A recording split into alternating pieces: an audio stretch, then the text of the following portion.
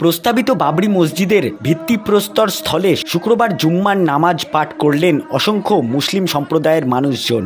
এই ঘটনাকে কেন্দ্র করে এলাকায় উৎসাহ ও উদ্দীপনা সৃষ্টি হয়েছে। প্রত্যক্ষদর্শীরা জানিয়েছেন, এদিন বেলা গড়ানোর সঙ্গে সঙ্গেই বিভিন্ন প্রান্ত থেকে মুসলিম সম্প্রদায়ের মানুষজন ভিত্তিপ্রস্তর স্থলে জমায়েত করতে শুরু করেন। জুম্মার নামাজের নির্দিষ্ট সময়ে ভিড় ছিল চোখে পড়ার মতো। সকলে সারিবদ্ধভাবে নামাজ সম্পন্ন করেন। এদিনের কর্মসূচিতে বিশেষভাবে উপস্থিত ছিলেন রাজ্যের পরিচিত ব্যক্তিত্ব তথা রাজনৈতিক নেতা হুমায়ুন কবির। তার উপস্থিতি জমায়েতে এক নতুন মাত্রা যোগ করে। এদিন হুমায়ুন কবির উপস্থিত জনতার সঙ্গে কথা বলেন এবং তাদের প্রতি সহমর্মিতা প্রকাশ করেন।